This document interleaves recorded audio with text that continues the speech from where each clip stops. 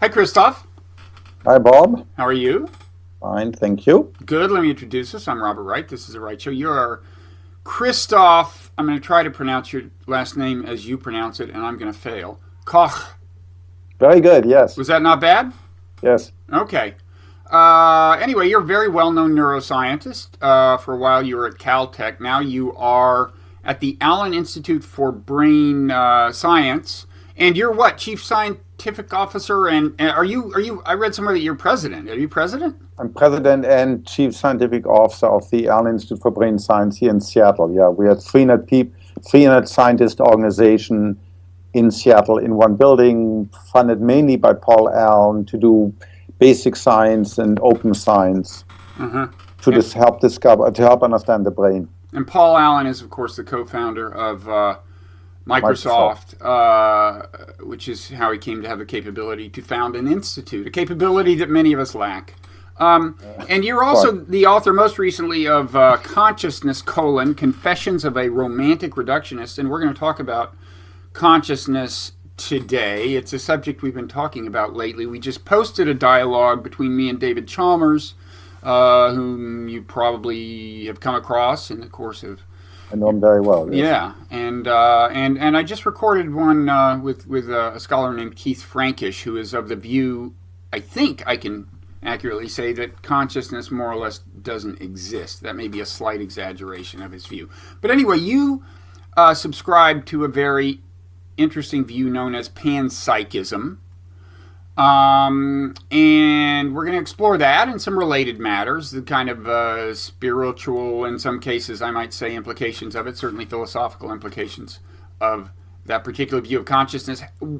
How do you define panpsychism, just briefly? So traditionally panpsychism, from the Greek pan, everywhere, psyche, the soul, means that consciousness is everywhere in a very undifferentiated way, and I certainly don't believe that. But I think one can make the argument, having studied consciousness now as a scientist for close to 3 decades, that consciousness may well be much more widespread than our intuition tells us, certainly much beyond human and even much beyond humanoids and maybe much beyond the mammalian kingdom. Okay, so you're not, you don't hold to the very end of panpsychism that every physical thing has some degree of sentience, of subjective experience? No, because that doesn't really give you anything for a scientist to attack. You really believe that this stapler. I don't believe for 1 second that it feels like something to be this stapler. But I think we want to start elsewhere. I think we want to start first of all with our own conscious experience. With essentially the most famous deduction in Western philosophy. 450 years ago, René Descartes, the father of sort of modern science and certainly the modern version of mind-body problem, who essentially said, the only ultimately unshakable truth I have is that I exist, and why do I know that? Because I can think, I can sense, I can feel. Ultimately, because I'm conscious. So this is the central insight that's never been bettered. And this consciousness, even if I wake up in the middle of the night, I'm jet lagged because I'm traveling somewhere. It's dark. I don't know where I am. I don't know yet at this point what I am. I forgot in what city I even am. But already there's a difference between 1 minute ago when there was nothing because I was in a deep sleep. There was just anything, no feeling whatsoever. Now I already have some feeling, namely of black and being there, being present. And this conscious experience comes prior to anything else, comes prior to physics. So the way people say that phenomenology comes prior to physics. Before I know, and by phenomenology, can I just interrupt and say is meant I guess kind of the description of our experience, right? Correct. In a formal way. The way it feels. To be angry, to be sad, to be me, to remember what I had for breakfast, to know I'm going to die, to all of those are all different conscious states. And that comes prior to my knowing about you, that you exist, prior to knowing about atoms and planets and brains, because all of that is secondary. The only thing I have direct access to is my own consciousness. And so that's a brute fact. And any scientific theory of the universe have to explain this brute fact. And so that's where you come to consciousness, and therefore we scientists have to explain what consciousness is and how it fits into the natural order of things. Mm-hmm. Now, just to get clear in terminology, if you don't believe the stapler is conscious, do you sometimes get accused of not being a pure panpsychist? I mean, there are versions of panpsychism that hold that every molecule has some degree of this property of sentience, right? So I'm not a philosopher, I'm a scientist. And so philosopher has this habit, I mean, it's what they do, it's okay, of saying everybody, well, you have to go into one of our boxes. And we have a box for panpsychist, and we have a box for materialist and idealist and weak epistemic dualist, right? And we want to know in which boxes you fall. I don't know. All I'm saying, I follow the evidence as best as I can. We have a very good theory of consciousness, and the theory tells us consciousness is much more widespread than we think it is, and it may be in some interesting places, and also it may not be present in some other places where a lot of philosophers and computer scientists strongly believe it's present. So, so some aspects of that means I'm a panpsychist. By some other aspect, it means I'm not a classical panpsychist, but it's a label used by philosophers to classify you. Okay. Well, do you believe that everything we call an information processing system, which includes all of life, including plants, and includes some what we don't normally call life, like computers, do you believe that all information processing systems, in that sense of the term, have consciousness? I don't know. My strong intuition is no. A hard disk that stores 1 gigabyte or terabyte or whatever of information is not conscious. No, I don't. It's not about raw information. It is not just about how many bits of information are present in any one system. Well, that's why I said information processing system. A disk just sitting there is not processing information. But when information is being processed, the way a tree processes information or the way a computer processes it when it's processing it. It's not about information processing. Okay. Consciousness is not about information processing. Consciousness is ultimately about causal power that any system, whether it's an evolved one or a non-evolved physical one or an engineered one like a computer, how much cause-effect power that system has upon itself. How much causal power the system has upon itself, ultimately. This goes back to a question that Plato first asked in one of his dialogues. He says, namely, how do I know that anything exists? Well, one measure of external existence is how much of a difference you make to the thing and how much that thing that you claim exists makes to you. Mm-hmm. If it doesn't make any difference, whether or not then it may as well not exist. If it cannot make a difference to anything in the world, nor can you make any difference to it. Causal effect power upon itself is that ultimately, this is at least what integrated information theory says, causal effect power is upon itself, upon a system upon itself. In other words, how much my present system influences my immediate future and how much my immediate past influences the current state of the system. That's ultimately what consciousness is. We live in a world where causal power upon itself is what consciousness is. From that flows an entire mathematical theory that tells you precisely how much conscious any system is. From that flows the same theory that tells you what the system is conscious of. And from that also flows all sorts of counterintuitive prediction about which system may or may not be conscious that we can test in the lab. Okay, so it isn't just causal power. Like a nuclear bomb has a lot of causal power, but it doesn't exert ongoing causal direction on itself. So that wouldn't qualify. That's correct. So that's external cause effect power.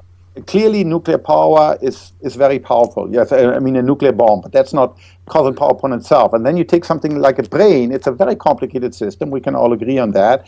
And the present state of the brain, these neurons are off and these neurons are firing, has a lot of influence on the next millisecond of the state of the brain in the next millisecond or second.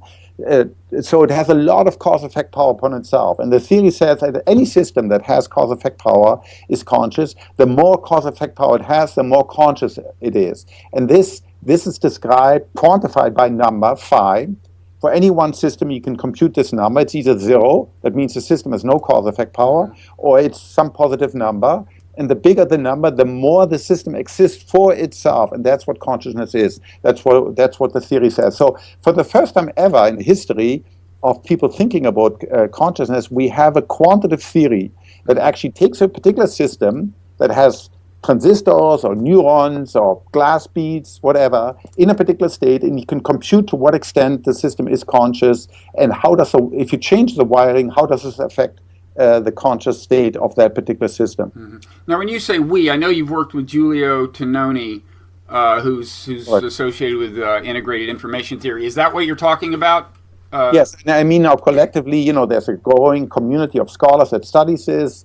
So I mean, we now have a theory. There is a theory now, if you want it, IIT, that says these things, and that's quite attractive because it's for the first time that we can make very specific prediction rather than what I did. For example, for 20 years, I worked on problem of consciousness with Francis Crick, right? And we had some hypotheses. The co-discoverer of DNA for correct. So Francis Crick, he worked with Jim Watson. He co-discovered the DNA, was one of the most influential, or probably the most influential biologists of the 20th century. And then at age 60, he moved from England to La Jolla and also simultaneously shifted from thinking about molecular biology to thinking about the brain. And he was interested in the problem of consciousness and how does the brain give rise to consciousness. And so we speculated. We thought, well, consciousness has to do with a particular type of brain activity called a 40 hertz oscillation. Now, this is not a theory. It's an educated guess. And many often in science, educated guesses turn out to be true. This case, it didn't turn out to be true. And we made a series of educated guesses about which part of the brain or which mechanisms in the brain are involved in consciousness. But that's not a theory. A theory sort of starts with some basic axiom, then is cast into mathematical form, and then makes a series of predictions. That's what a theory is, at least in physics or the physical sciences. And so that's what we have now for the first time. Okay, now when you say that systems that have ongoing causal influence upon themselves, you suspect possess consciousness. I think of the word feedback. I mean, I would think that these are systems characterized by feedback, and that's a common form of the influence. And feedback is, of course, associated with information processing. So I guess, although you kind of discouraged me from getting hung up on the concept of information earlier, is it the case that all of the things that fit this description of ongoing causal influence upon themselves do, in fact, do some information processing? Yes, but there are information processing systems that do not have feedback. So take the most powerful examples of machine learning right now. They're called deep convolutional networks, DEFCON, right?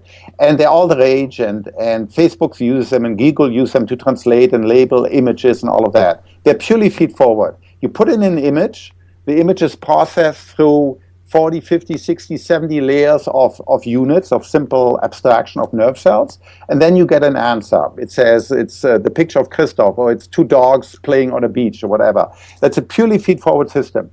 IIT, and that processes information in a conventional sense of the word. Integrated information theory says there's no consciousness there because it's a purely feed-forward system. A feed-forward system. Okay. So and feed forward just means that the system, takes an input, feeds it to one stage. That information doesn't go back and influence the system. It just goes forward to the next, to the next, to the next. So feedback involves absorbing, in some sense, the effects that your previous behavior have had. Right? There's something about your behavior. One state A of me exerts some influence.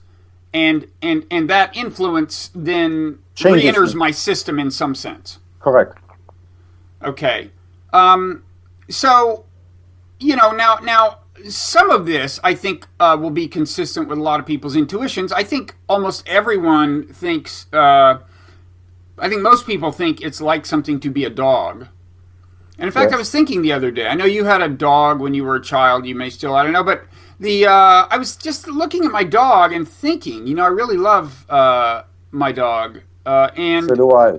And I was thinking, if you could convince me that he has no subjective experience, that would be so disappointing. I don't know that I would continue to love him. It would totally transform my relationship to him and be a horrible revelation.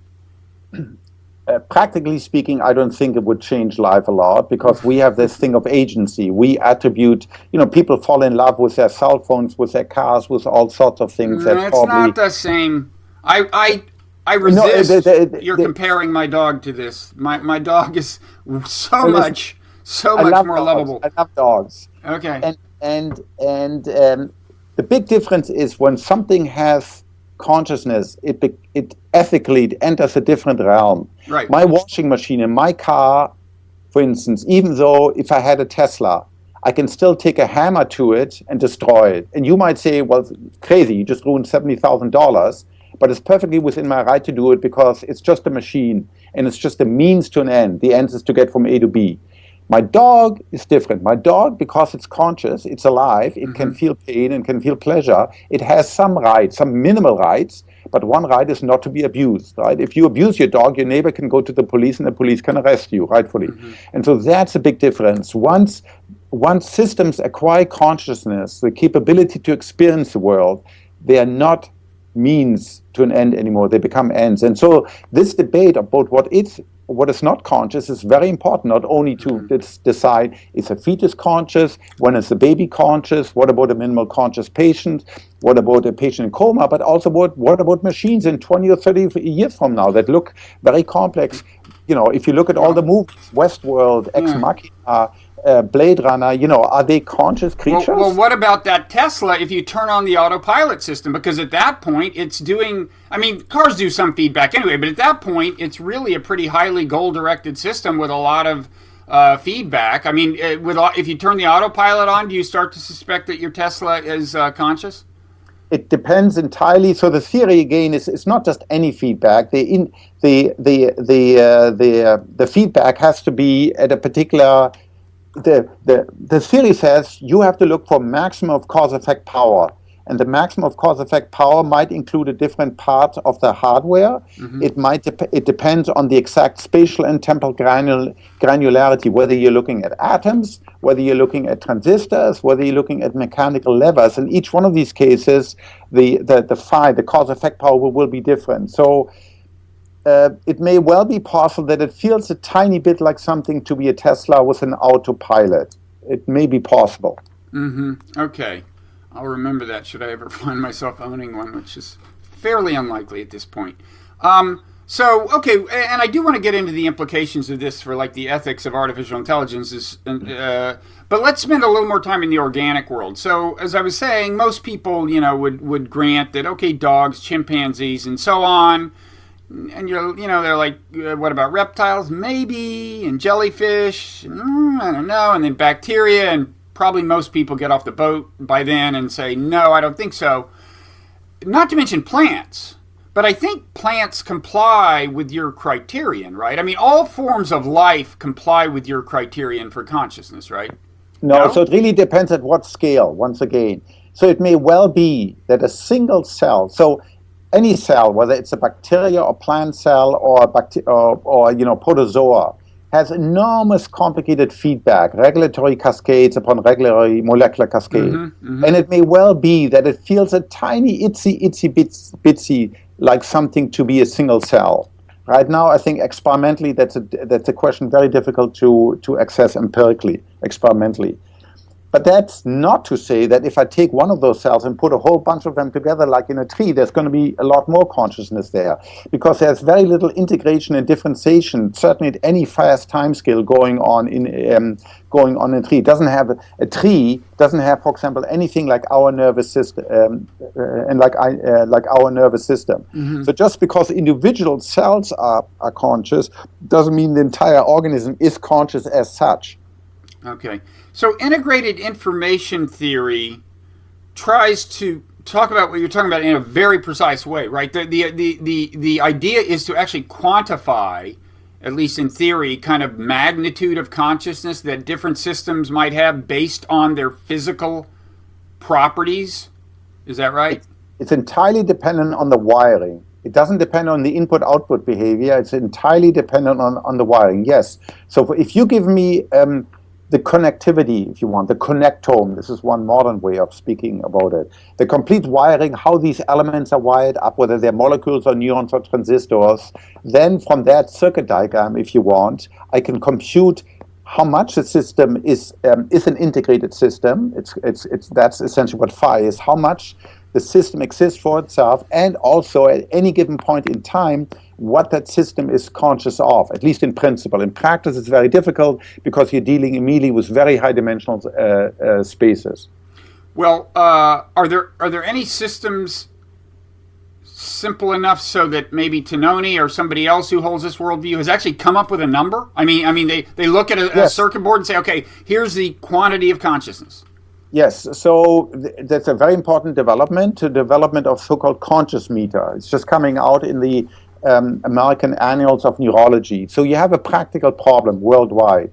There are many patients for which you do not know they are seriously neurological injured, often by trauma or stroke or viral infection, etc.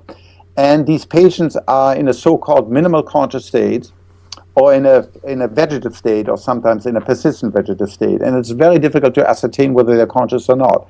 So you want a technique, you want to develop techniques to measure in cases where you're very confident that either they are conscious, like in a wake state, or they're not conscious because they're in a deep sleep, or because they're anesthetized, or they're in a coma, and measure this using a conscious meter.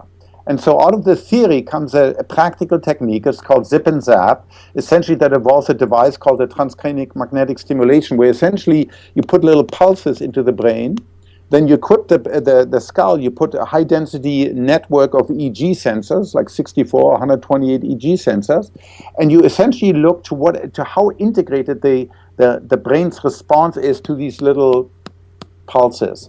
And from that, you can essentially compute, you can estimate sort of very crudely something called, that relates to its phi. It's called perturbational complexity index, that tells you, is this patient, this brain right now, is it conscious, like in a locked-in patient who's fully conscious but unable to move?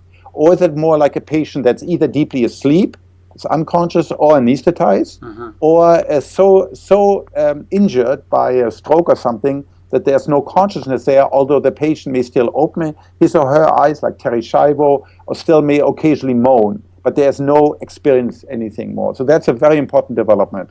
And the theory has achieved that.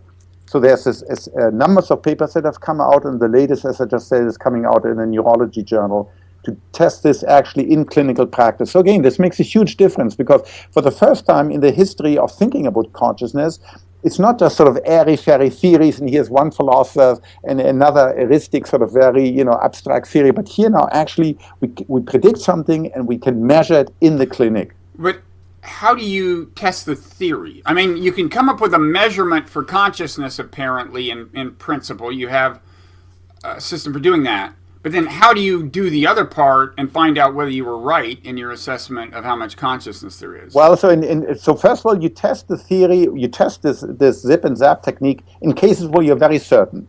I take you, for instance, I have you lie down, close your eyes. And this technique tells me, okay, right now, either you're in a REM sleep because you're dreaming, you're conscious, or you're awake, but your eyes are closed and you're conscious, or you're in a deep sleep. When I wake you out of the deep sleep, I ask you, did anything go through your mind? And you say, no, nada, rien, nichts, all right?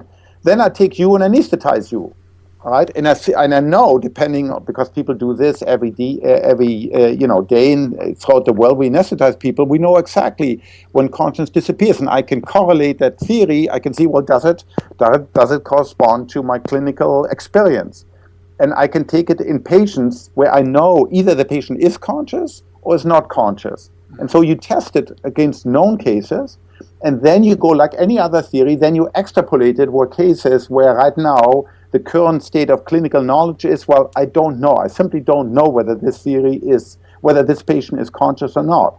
And then you say, okay, the theory predicts the patient is or is not conscious, and then from that will flow further therapeutic consequences from that. So just like any other theory, you test it against known cases, and then you extrapolate it against cases where we know less about it. Okay. And you said the idea is to gauge how integrated the system integrated and differentiated. Yes.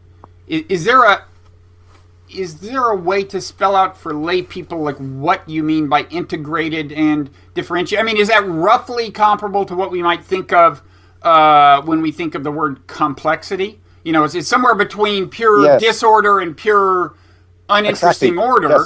Yes, exactly. You don't want things that are just. If we all do exactly the same, if we all, say exactly the same at the same time, we're highly integrated, but it's a very simple state. We all just say yes or no or whatever. If everybody says something by themselves, then we're totally chaotic. What you want is something like, musical or an opera, where you have different people singing different things, but, they are coordinated, because that's what our experience is like. Mm-hmm.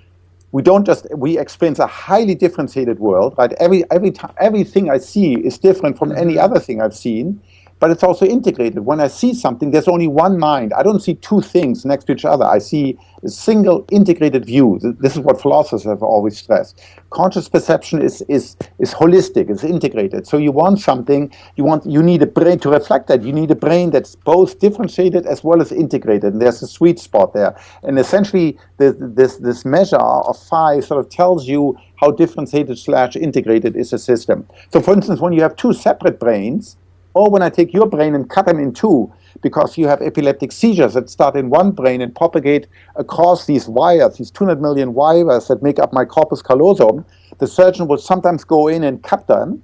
Now you have two brains. They're not integrated anymore. Now, as far as we can tell, there are two conscious entities in one skull. There's a left brain hemisphere that has its consciousness, that can speak about it, and there's a right brain that has its own consciousness. Mm-hmm. And is this way of looking at it, this way of gauging degree of consciousness, is it consistent with the observation that we tend to be conscious of things that aren't totally predictable? It's like once you really learn something, get a routine down, you've done it every day, you can go through the whole thing and not be conscious of it in retrospect. So consciousness seems to be associated. There is a regularity about it because you have a system, an algorithm for dealing with things, but there's an unpredictability about the things you're dealing with. Exactly, yes. And it turns out that different parts of the brain. So this is the point of learning. This is why people learn. Whether it's chess playing or whether it's riding a bike or doing a sport, you learn and learn and learn and learn.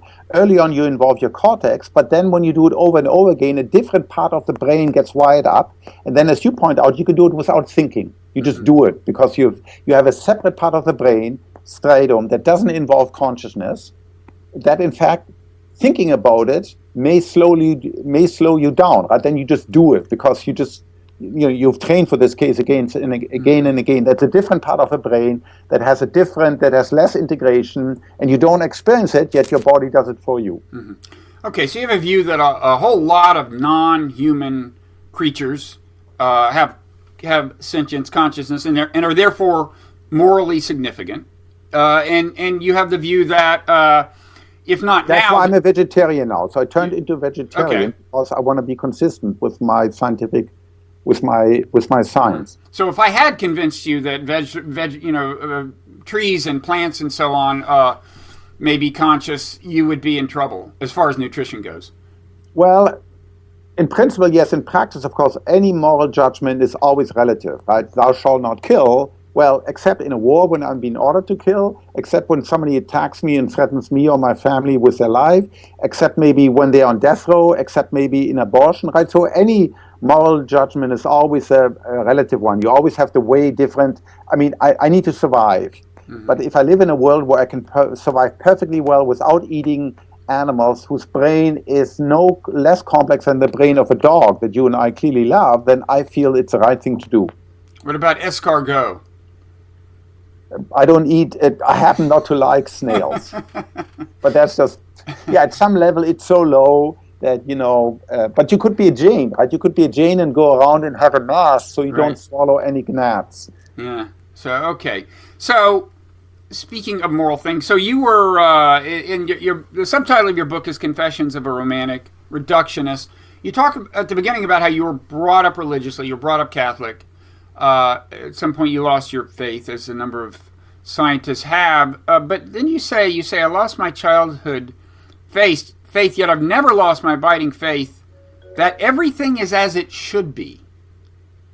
That's an interesting. Is that just an intuition? I mean, if I ask you to defend that proposition, I assume you might have trouble articulating an argument. No, I can tell you why I believe that. I find myself born in a universe that's conducive to life. It's the anthropic principle, right? Of all the universes that I could be, we happen to live in a universe that is conducive to the emergence of long chain molecules, of stable stars and stable planets in orbits that give rise to life. And then I find myself in a universe where complexity breeds consciousness. So ultimately, I seem to be born in the universe that ultimately gives rise to consciousness, and this consciousness seems to increase in complexity, right? If I look at the long evolutionary history on this planet over 4.6 billion years, there seem to be ever more complex beings that have ever more complex forms of consciousness. And I find this, very encouraging. I don't know what it means. I have no pretense of understanding it, what it means, but I do find it miraculous because, again, I can imagine myself in a universe where there's no life or where there's no consciousness. Well, you can't imagine yourself in a universe where there's no life. You can imagine being a conglomeration of molecules in a Correct. I mean, in principle, I could imagine myself being a zombie without any, without having... Right. I mean, one thing that would be easy to imagine is you could live in a universe where there's natural selection and these more and more complicated machines get built, but it just happens not to be a metaphysical law that consciousness, that sentience, that is like anything to be one of them, in which case life would have no meaning. Well, no, I don't think so, because it's not a metaphysical. I think if you enlarge the remit of physics, ultimately, physics over the last 500 years has been enlarged. People discovered in the 14th, 15th century there was a thing called, magnetic fields, magnets, so they had to include that. Early in the 20th century, we discovered things like strings. Now spin.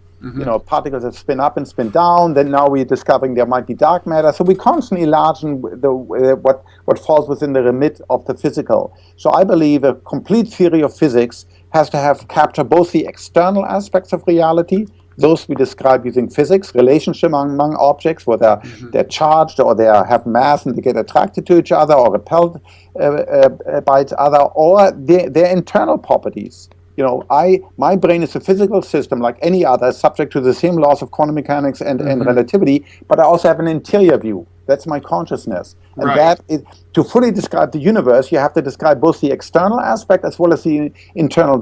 It's like objects have two sides. There's the external side. Well, in this universe they do, but can't you imagine a universe in which they don't, in which these robots get built up through natural selection, but it's not like anything to be them? Yes, I can imagine myself a universe like that, just like I can imagine a universe where the laws of quantum mechanics do not hold. But I find myself in a universe where quantum mechanics holds, for reasons I don't understand, and I find myself in a universe where complex physical systems have this interior aspect, consciousness.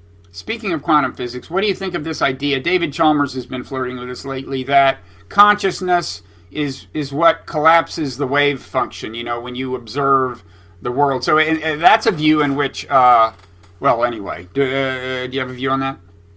Yeah, I mean, I think it's fallen out of favor with physicists. Most physicists now believe sort of in the many world interpretation of quantum mechanics, where there is no collapse.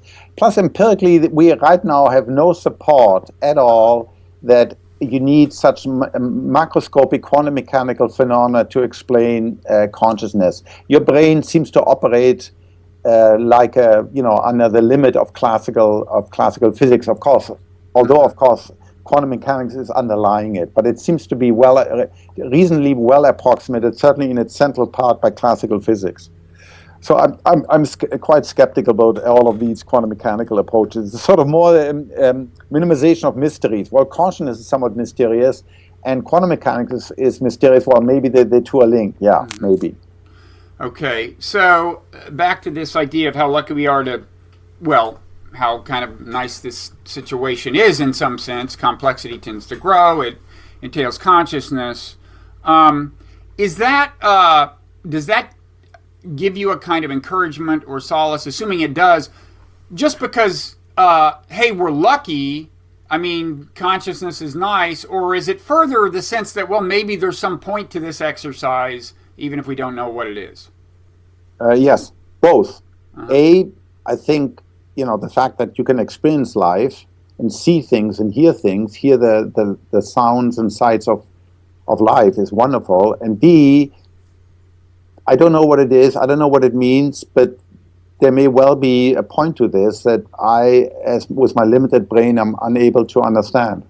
Mm-hmm. Okay. But when you say you feel that everything is as it should be, I think you don't mean that everything in this world is already perfect, so there's no point in intervening to save somebody who's about to get run over by a car.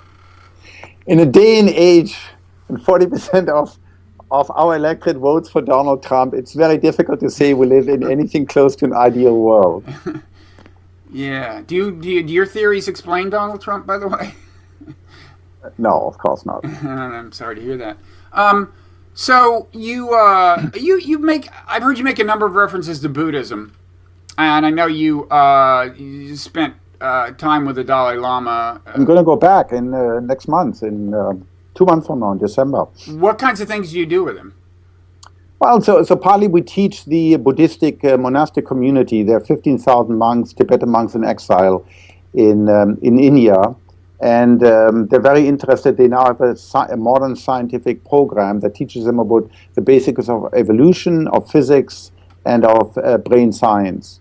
And partly it's to exchange views on the Buddhist view of reality versus sort of the scientific, objective Western view of reality, and where they can meet. And what Buddhists have done over the last, 2,400 years or whatever, they've really explored the inner point of view, the inner richness of experience through various meditation techniques. Mm-hmm. We have tended to focus on the West, which is why, we have science. We have focused on the external point of view, the objective one. This allows us to build MRI scanner and all sorts of other tools. But, they made, I think they're looking at something similar, or the external versus the interior side I was alluding to earlier. So I think it's very useful. Some of these people are obviously very smart, very educated, and I think it's a useful dialogue to engage in. Can we learn something new coming out of this dialogue between two very different traditions? Mm-hmm. But you're not a practicing meditator or anything? No. Every time I try to sit down, I love to run. I bike every day 2 hours. I like to be highly active. I personally never gotten anything sitting in lotus seat 8 hours a day. Uh-huh. But that might just be my limitation. Okay. Anything else you want to say about your post-religious spiritual life or philosophy? No, I mean the important point here is not that sort of I have a particular religious view, and then I fit my science to I select the science that fits that view. I came to panpsychism. So as Catholic, you grow up believing only people are going to be saved, right, and go to paradise. That always bugged me. They have souls. They have souls, and animals don't, according to exactly. And that always bugged me because my dog, who I loved as a child, says, "Well, why can't my dog go to paradise? Why only me? It doesn't make sense, right?" But and then of course we grow up in the West, where whether it's Christian tradition or Buddhist or a Muslim tradition or Jewish tradition, they really tend to stress human exceptionalism. But then, you biologists and theory of evolution realize, well, we're really all part of one gigantic web. Yeah, we happen to be, a species right now that's sort of the most successful by some measure, 8 billion of us all over the planet. But if you look at evolutionary, if you track the different brains, you really see it's remarkable how similar brains are. So we study here at the Allen Institute mouse brains and human brains. And if I gave you a little bit of brain, only an expert armed with a microscope can say whether this is a human brain or monkey brain or dog brain or mouse brain. It all looks very similar. Mm-hmm. The genes are very similar. The wiring is very similar. The hardware is very similar. And therefore, to believe that somehow we are exceptional is just boggles the mind. And then you say, well, gee, same thing applies to consciousness. Yes, my dog, is less conscious. My dog doesn't sit there and ponder, my tail wags in a funny way. Maybe there's something wrong with me, right? My dog isn't as complex as that, but my dog is perfectly capable of being happy, being sad, being angry, being upset, being depressed. So then you realize, well, yeah, that consciousness goes much farther and then we think, and then you come upon a theory that explains it like IT, and then you say, gee, there is this ancient phase, panpsychis, and it's actually quite reasonable in the light of everything I know about science and biology. Mm-hmm. Okay, now on this this question of the ethics of artificial intelligence, I gather, given that you don't seem to think that a Tesla is very sentient, even when the autopilot is engaged, I gather you think that most of these questions are in the future. I mean, we don't have many. We haven't constructed many information processing systems that you think are highly conscious. I gather. Is that right? Not right now. However, two things. Within our lifetime, certainly within the next 20 or 30 years, we will be able to talk to our phones, and you will not be able to tell your phone apart from your wife, your dad, your neighbor, because it will have the same fluency. It'll be much more polite. It'll know everything, every email you've ever sent, every conversation you'll ever made, because it accesses that. And so, just like in the Hollywood movie Her, within the next generation, we will be confronted with software that passes the Turing test. And that raises the question, well, is this thing, this advanced version of Siri, does it feel like something? Or is it just software running on a machine, in principle no different than the software running on my car or my washing machine? Mm-hmm. So we're not that far away from those questions. IIT, Integrated Information Theory, clearly states that digital computer executing software running on, von Neumann machine will not be conscious for principled reasons. Yes, it has to do with a causal power. And I can explain that. It's a very concrete result.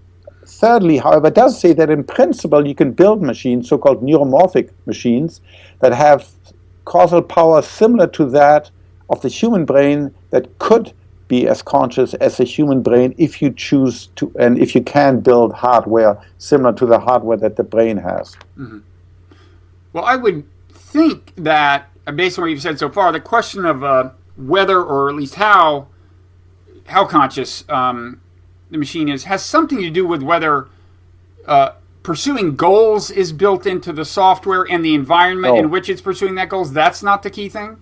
No, you can imagine, right now we have already software that operates, that tries to maximize the return on investment. Okay, you have some financial company that has some software that tries to maximize its ROI. Well, clearly it has a goal. It's trying to maximize the return on investment. So it changes automatically the investment mix until it maximizes the ROI. It has a goal. Mm-hmm. The goal may not be very sophisticated, but it makes money for people, and so that's a goal. It doesn't mean it's conscious. What IIT, it's interesting, because for the first time in history of biology, we now live in an age where you can dissociate consciousness from intelligence. If you look at biological creatures like us, and like dogs and cats and bees and everything else, there you get a complex nervous system, it's more intelligent, it's also more conscious. You get a simple nervous system, it's less conscious, less intelligent. Now with software, like AlphaGo, like Deep Blue, like software in the Tesla, etc., you get software that has a limited amount of intelligence, and of course that's going to increase over the next 10, 20, 30 years, without any evidence of that being conscious, and certainly IT, they wouldn't be conscious. So you can think of now intelligence and conscience are really two separate things. And you can get machines that in the limit could have human-level intelligence or even superhuman-level intelligence, because there's no reason why it should maximize out at human-level intelligence without them feeling anything. They're like zombies. Yet they will have goals. And some of those goals may be good for us, and some of those goals may not be good for humankind. Okay. So how would you... Is it possible to describe a system in the future that would have consciousness in your view? It wouldn't just be one that has goals the way Tesla's autopilot has. What would be the key feature? Causal power upon itself. Well, but goal-directed systems do have that. They influence their own future behavior based on feedback. Yes, but at a very, very minimal scale. Let me give you a pretty good metaphor. People today, you can have an astrophysicist. I have a friend, she's an astrophysicist. She writes software that simulates the black hole at the center of our galaxy. And we know what black holes do. They distort space-time around them. They become so powerful that nothing can escape, including light, right? Which is why we call them. Now, this software runs on a laptop. But funnily enough, my friend isn't sucked into a laptop because the laptop itself, it simulates gravity, but it doesn't have any of the causal power of gravity. Space-time does not distort around the computer, although it has a little bit of mass, but it doesn't have the mass of the black hole that it simulates. Well, sure. So when I'm thinking of a black hole, I don't have a black hole in my head, but it does feel like something to think about the black hole and have an image of the black hole. I have subjective experience associated with that. Yeah. Yes, because your brain. But here I'm making an analogy. The analogy is you can simulate gravity, but unless you have mass, heavy mass, you don't have the causal effect of gravity. Likewise with consciousness, unless you have cause-effect power upon yourself, a lot of it, as much as a human brain has upon itself, you're not going to get human-level consciousness, although you can simulate human-level consciousness. So in the fullness of time, you will be able to build a computer, you will be able to build a computer model of the human brain that will wake up and says, yes, I feel like something. But it's all behavior. It doesn't feel like anything. It's a lie. It says those things, but there isn't anything there inside it. There's no feeling associated with this simulation. So you said that maybe the goals of AI may not coincide with our own goals. Are you among those who's concerned about, like the Matrix scenario, whatever, we are ultimately enslaved by robot overlords, or they rebel against us, or they eat us, or something? I think any intelligent person needs to be concerned. Listen, we're the dominant species on this planet, not because we're the wisest, not because we're the swiftest or the strongest, but because we're the smartest. If we now build creatures that are as smart as us and ultimately much smarter than us, yes, we should very carefully think about that, because once we've built these systems, we probably won't control them anymore, and then all bets are off. We don't know what's going to happen. Now, but I assume that beings that we would have reason to be afraid of. I mean, beings of that sophistication, they would have consciousness? It depends on how they're built. They don't have. No, they don't have. So they could be smarter than us and not have consciousness. Correct, because consciousness and intelligence are two different things. You can dissociate them, certainly in engineered systems. Okay, so I guess, there are people who are panpsychists in the sense of believing that every physical thing has some degree of sentience. I take it that the sense in which you're a panpsychist, if that's a term, is that you think that kind of all matter has, and maybe I'm wrong about this even, but that all matter has the property such that if it becomes part of a certain systematic configuration, it will manifest consciousness. Yeah, there's nothing magical about the human brain. There's no soul stuff. Yes, in principle, any physical system could become conscious if it has enough cause-effect power. And you could build computers if you endow them with cause-effect power. So for instance, one neuron in my brain is connected on average with 10,000 to 50,000 other neurons. So if you build hardware, not software that simulates that, but a hardware that has that causal effect, yes, and you would also get human-level consciousness. Mm-hmm. Okay. But not by simulating it. Okay. So just finally, I'm kind of curious about the Allen Institute. I mean, you said you're lucky to be in a universe where there's complexity and consciousness. I think it sounds like you're also lucky to be at a place where you can sit around and think about this kind of stuff. But I assume that it isn't only a philosophically oriented institute, right? I mean, it's the Allen Institute for Brain Science. Is the idea that that all of the research is basic research? In other words, no particular payoff anticipated? Or are there actual projects that come out of there that could have application to real life? So the goal of the Allen Institute for Brain Science is not consciousness. That's my personal interest, my personal hobby, if you want. Our goal is to do a few projects at large scale that cannot be done at university.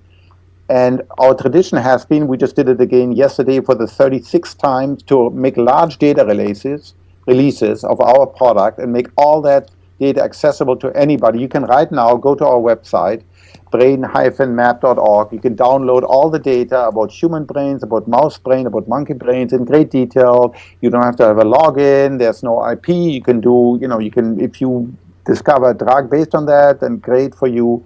So our mission is to accelerate brain science. Okay, so the Institute does not patent things?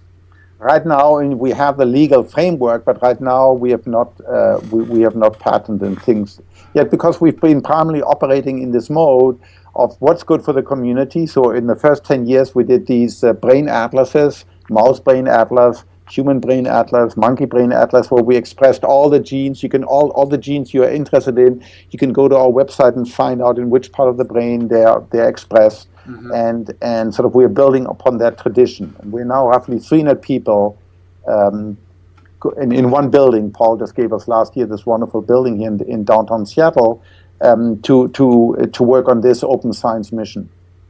That's a lot of people. That's pretty cool. It is. Congratulations. And I feel very privileged. So people could go to that website. And where else can they learn about you or find your work? You write regularly for Scientific American, don't you? Yeah, I write a column each issue of Scientific American Mind. It's called Consciousness Redux, where I sort of talk about the latest news, the latest experiments. It's a lot of ongoing experiment. There are, I talk about movies like Ex Machina or Blade Runner that are relevant to the topic of consciousness, etc. Mm-hmm. What do you think of Ex Machina?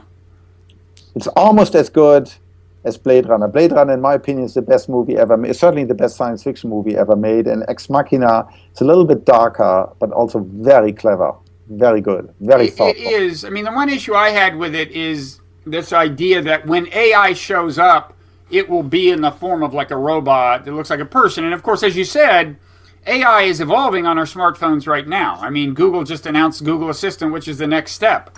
Yep. And so, it's going to. But you need to make it sexy, right? And right, so right. There's somebody, it's Hollywood. You make a good point. You're right. I fully. Also, by the way, the debate about consciousness, a much more relevant debate we should all be having nationally as well, is what is going to be the impact on our society, right? I.e., growing inequality, growing mass unemployment. What does that portray? All the people in Silicon Valley talk about the wonderful world if we have AI that can automatically drive itself and do all these things. What about the 3.5 million truck drivers? Do we all gonna re-educate them as Java programmers? I think there is more attention in Silicon Valley to the ethical implications of AI, but the question tends to assume the form of the kind of grand form that we've Correct. been flirting with, like, well, are they conscious? Will they Correct. take us over? Without like the looking at the nearer term things Correct. like, will Donald Trump become president because there's so many people who are not happy with the system? Correct. So we And close I think those consequences, over the next years, I think it's very difficult to reverse this trend because AI is here to stay, and those trends will have profound influences. A few people will get immensely rich, and unless we very careful change our society, a large fraction of our society, maybe even a majority, will get a whole lot poorer, and that's not good for anybody. Okay, well, if Paul Allen wants to start an institute on the East Coast that studies this question and he's looking for somebody to run it, I'm available. All right. Okay, well, thank you so much, Christof. Really enjoyed it. All right, let me know when you post it, okay? Will do. Take care. All right. Take care. Bye-bye.